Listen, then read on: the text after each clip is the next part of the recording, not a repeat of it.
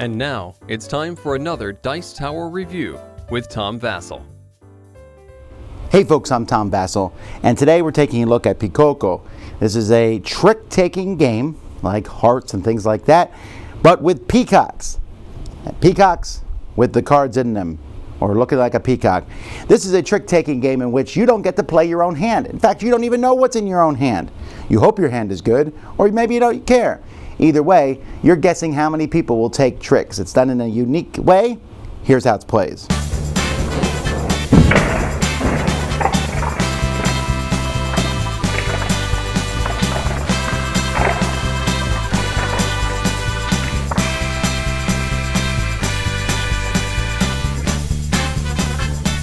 There's a deck in this game that's made up of cards 1 to 11 in 5 different colors. Although there are 4 cards in the deck that are 3 colored cards. So this is a blue, white, and orange, or blue, white, yellow. There's no blue for, white for, or yellow for. This is the 4 for all 3 colors. So you're going to be shuffling this deck, and each round of the game, every player is going to get 8 cards. 3, 4, 5, 6, 7, 8. These cards, you're not going to look at the cards you get, but you're going to be placing them in your peacock, spread out so that other players can see them. And of course, if they can't see them, they can fix them. So this is what they're going to be seeing as the cards are placed in. You're going to see the different feathers here so that it looks like your peacock has, a full, in the front you can see the peacock's feathers spread out. In the back, everyone else can see the colors. So here we see the setup for a 4-player game, and each peacock is ready to go. And so if I'm the white peacock, I can see all the cards on the red player, I can see all the cards on the blue and on the purple. Now, the top card of the leftover ones is going to be flipped face up, and that's going to be the color of trump. So in this game, yellow is trump. Now, before the round starts, each player is going to bid on how many tricks they think each player is going to take. So look at everyone else. Yellow's trump. I'm looking for high cards. Let's see what white has. Okay, so you can't see your own, but I might look at, blues and say, okay, he has 1 white 11. Maybe he'll win 1, maybe 2 tricks, but I'm going to bid 1. So everyone's going to put their fists out, reveal them, and we're just going to put tokens in front of him to see how many tricks we think. So maybe purple says he'll win 2, red says he'll win 1, and white says he'll win 1.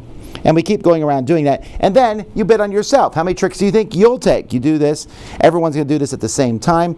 They all put out their fists, and they put them in front of themselves.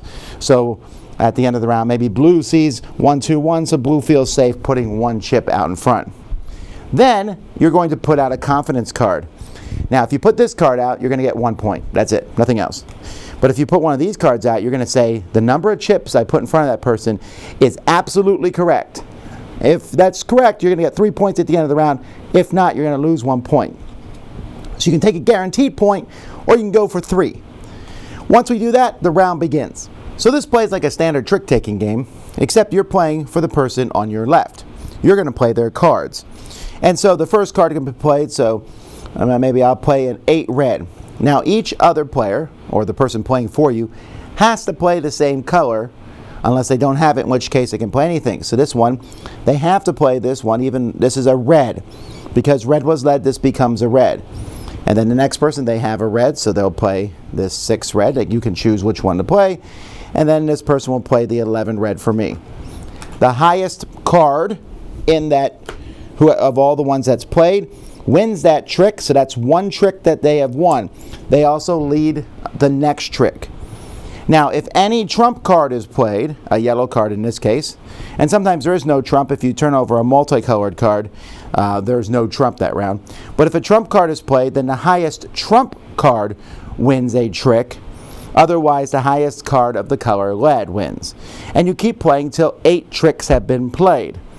Once 8 tricks have been played, you're going to count up how many tricks each person has won. It's a pretty easy thing to do. And you're going to compare that to the number of these bidding chips that people put in front of that person. Now, if you are exactly correct, you're going to get 2 points. If you are 1 off, you get 1 point. So if the blue player wins 1 trick, purple's going to get 1 point, and the other 3 players are going to get 2 points each. If Blue wins 3 tricks, purple still gets 1 point, and everyone else gets nothing. So everyone's going to get points for that. And then if your confidence card was correct, so if the white player said, I have confidence that purple is going, the amount of chips I put on purple is correct. If they're right, they get 3 points, or they lose 1, or they could just play the safety card and get a single point. Everyone has their points up, and then the next person's a dealer and start player, and we just keep going around until everyone's done that once. We add up our points at the end of the game, and whoever has the most points is the winner. Obviously, the visual effect of the feathers in the peacock is what's really neat about the game. I really like that. Everyone likes that. They like how it looks. They're not as easy, so you're playing, when you're putting the cards in, it's a bit of pain. Sometimes pulling them out. So basically this is plastic, by the way, which is really, I do like that. Sometimes it's a pain to pull the card out, and it might pull another card with it. You just have to grab the peacock and pull the card out. Not a huge deal, but I thought I'd mention it. My biggest problem with this game is the colors themselves of the cards. First of all, they match the player colors, which I don't understand why they did that. But secondly, here it's very obvious that blue and purple are different. But depending on the lighting in the room, it's not always that easy to tell blue and purple apart, I found. And especially so on the multicolored cards, because you're not really seeing it, and you're like, is that blue or is that purple? Well, let me see. Okay, I put it next to the blue. That's obviously a purple card. I put it next to the purple, and well, is it blue? I'm not sure now. So I found that to be slightly problematic. Same thing here. Is that blue or purple? I think it's purple, but could it be blue? No, it's purple. You know what I mean? So that, and the cards themselves are decent quality. Again, they look great in the things. And the chips are a little smaller than I would prefer for the bidding chips. Other than that, though, I mean, again, this visual effect is what's going to draw people to the game for sure. Well, there you have it. It's a more complex game than you think. Now, the trick-taking aspect is pretty simple. It's your basic trump wins, card lead wins otherwise, 1 through 11. There's some multicolored cards in there, so that's a little unique, but nothing too groundbreaking. The big groundbreaking thing here is that you can't see your own cards, and someone else is playing them for you. So you're really not playing your hand, you're playing someone else's hand, so that's really your hand. That's a little confusing, I guess, but the game is intriguing because you're looking at the cards, you know everyone's but your own, and you know, and not every card is in the game, right? Otherwise, if every card was in use, you would just be able to deduce what your own cards were. So you know having 11s means they'll probably win a trick. Having a lot of trump means they probably win a trick, but how many? This is not the first trick-taking game where you are guessing how many tricks other people will win. Most notably, Seven Seals does this. There's a lot of games that have this sort of guessing how many tricks people will take. I do like this one, though, because, again, you can't see your own. And I also like that you're playing the person's next to you. Now, what keeps me from giving this Dice Tower seal of approval, though, is the fact that I think this game is very esoteric and is not going to appeal to a ton of people. When I play a trick-taking game, usually I'm sitting there in my hand of cards, and I'm like, I'm talking to other players, I'm playing, we're having a good time. And this one, it's hard to do because it's a fairly slow game. You can't sit here and go, rearrange the cards the way you want them. You know how players do that when they play card games. But here you're looking at someone else's cards. You can't rearrange them, so you're like, okay, I'm going to play that one. And you can't look at your own cards. You have to be careful. You're leaning over the table. And what happens is this game plays a little more slowly than I'd want it to play. So it's a little bit slowly. And then the other thing that makes me not super keen on it is the confidence cards are very, very swingy. So if you get people's correct, now you have 9 chips. If you put out all 9 chips, you're going to get something wrong because there's only 8 tricks that can be taken.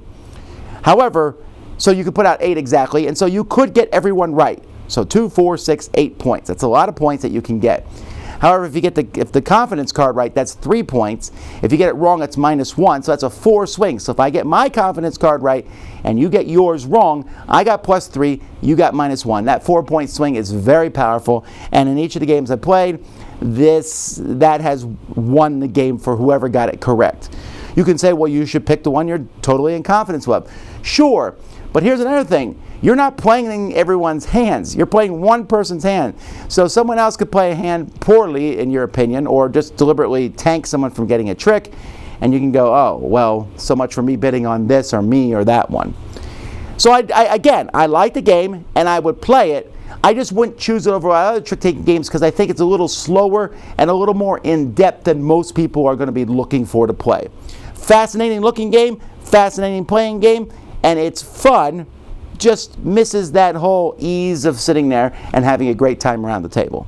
Dice Tower Judgment, intriguing but a little slow.